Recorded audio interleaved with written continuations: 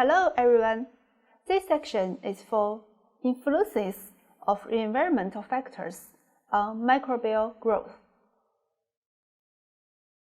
After learning this section, you should be able to use the terms that describe a microbe's growth range or requirement for each of the factors that influence microbial growth, and describe the enzymes observed in microbes that protect them against toxic oxygen products. Microbes are thought to be present nearly everywhere on Earth.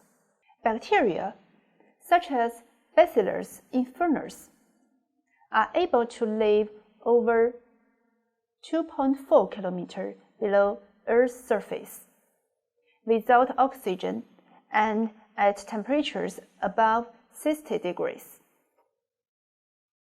You can see the picture on the right. It shows Bacillus influnces. It is a hyperthermophile and found 2.65 to 2.77 kilometers beneath the Earth's surface. Other microbes live at great ocean depths or in lakes, such as Great Salt Lake in Utah, that have high sodium chloride concentrations. This picture shows Halobacterium salinarum. Microorganisms that grow in such harsh conditions are called extremophile. To extremophiles, the harsh conditions of their habitats are normal. Many other microbes are not extremophiles. They live in more moderate conditions. However, conditions can vary within any habitat, and microbes must be able to respond to any changes to ensure their survival. In this section, we briefly review the effects of the most important environmental factors on microbial growth. Major emphasis is given to pH, temperature, and oxygen level. Firstly, let's see pH. pH is a measure of the relative acidity of a solution. Each species has a definite pH growth range and pH growth optimum. There are three types according to the pH value. The first is acidophiles. They have their growth optimum between pH 0 and 5.5. Neutrophiles. They can grow between pH 5.5 and 8. And then alkaliphiles. They can grow between pH 8 to 11.5. Alkaliphiles are distributed among all three domains of life. They include bacteria belonging to the genera Bacillus, Micrococcus, Pseudomonas, and Streptomyces, yeasts, and filamentous fungi, and numerous archaea. In general, different microbial groups have characteristic pH preferences. Most known bacteria and protists are neutrophiles. Most fungi prefer more acidic surroundings, about pH 4 to 6. Photosynthetic protists also seem to favor slight acidity. Many archaea are acidophiles. The picture on the right shows that microbial habitats vary widely in pH, from pH 0 to 2 at the acidic end to alkaline lakes and soil with pH values between 9 and 10. On the picture, we can see A is short for archaea, E is short for eukaryotes, and B is short for bacteria. From the top, we can see archaea, eukaryotes, bacteria.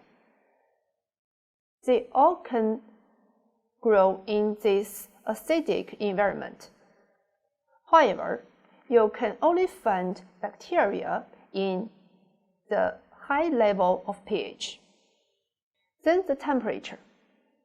Microorganisms are particularly susceptible to external temperatures because they cannot regulate their internal temperature. An important factor influencing the effect of temperature on growth is the temperature sensitivity of enzyme catalyzed reaction. High temperatures denature enzymes, transport carriers, and other proteins. Temperatures also has a significant effect on microbial membranes. At very low temperatures, membranes solidify. At high temperatures, the lipid bilayer simply melts and disintegrates. Thus, when organisms are above or below their optimum temperature, both function and cell structures are affected. Microbial growth has a characteristic temperature dependence with distinct cardinal temperatures. There are 3 cardinal temperatures: minimum growth temperature, optimum growth temperature, and maximum growth temperature. You can see the picture on right. Although the shape of temperature dependence curves varies, the temperature optimum is always closer to the maximum than to the minimum. The cardinal temperatures vary greatly among microorganisms. Optima usually range from 6 degrees to 75 degrees, whereas microbial growth occurs at temperatures extending from less than -20 degrees to over 120 degrees. Some archaea even grow at 121 degrees, the temperature normally used in autoclaves. You can see some temperature ranges for microbial growth on the picture. Several terms are used to describe microbes based on their temperature ranges for growth. Saprophytes grow well at 0 degrees and have an optimum growth temperature of 15 degrees. The maximum is around 20 degrees. Saprotrophs grow at 0 degrees or higher and typically have maxima at about 35 degrees. Mesophytes are microorganisms that grow in moderate temperatures. They have growth optima around 20 to 45 degrees and often have a temperature minimum of 15 to 20 degrees and a maximum of about 45. Microbes that grow best at high temperature are thermophiles and hyperthermophiles. Thermophiles grow at temperatures between 45 and 85 degrees, and they often have optima between 55 and 65 degrees. The hyperthermophiles have growth optima between 85 degrees and about 113 degrees. Usually, they do not grow below 55 degrees. Last, let's talk about oxygen concentration. The importance of oxygen to the growth of an organism correlates with the processes it uses to conserve energy. Almost all multicellular organisms are completely dependent on atmosphere oxygen for growth. That is, they are obligate aerobes. Microaerophils are damaged by the normal atmospheric level of oxygen and require oxygen levels in the range of 2 to 10% for growth. Facultative anaerobes do not require oxygen for growth, but they can grow better in its presence. In the presence of oxygen, they use oxygen as a terminal electron acceptor during aerobic respiration. Aerotolerant anaerobes, such as Entococcus faecalis, grow equally well whether oxygen is present or not. They can tolerate oxygen, but they do not make use of it. Obligate anaerobes or strict anaerobes. Oxygen is toxic, and they are usually killed by the presence of oxygen. They cannot generate energy through aerobic respiration and employ other metabolic strategies such as fermentation or anaerobic respiration, neither of which require oxygen.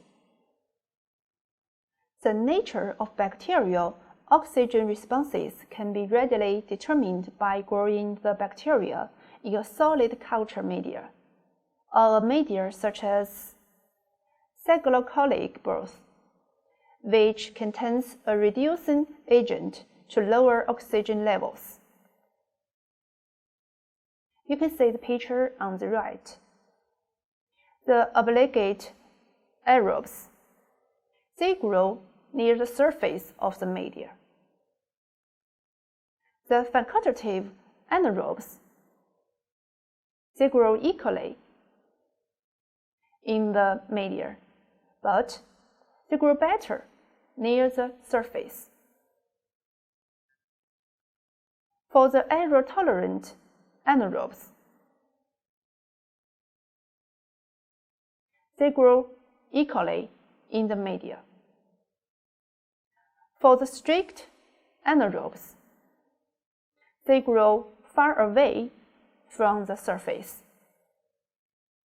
For the microaerophils, they do not need oxygen to grow.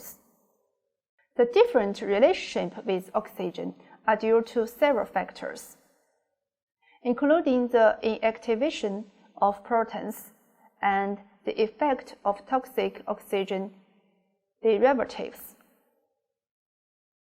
Toxic oxygen derivatives are formed when cellular proteins, such as flavor proteins, transferred electrons to oxygen. These toxic oxygen derivatives are called reactive oxygen species, ROS for short, and they can damage proteins, lipids, and nucleic acids. ROS include the superoxide radical, hydrogen peroxide, and the most dangerous hydroxyl radical. A microorganism must be able to protect itself against ROS, or it will be killed. Many microorganisms possess enzymes that protect against toxic oxygen products, such as in obligate anaerobes and facultative anaerobes. They both have SOD and catalysis, which catalyze the destruction of superoxide radical and hydrogen peroxide respectively. Peroxidase also can be used to destroy hydrogen peroxide. However, in the strict anaerobes, they don't have SOD and catalysis, so oxygen is toxic to them. That's all for this section. Here is a word list for you.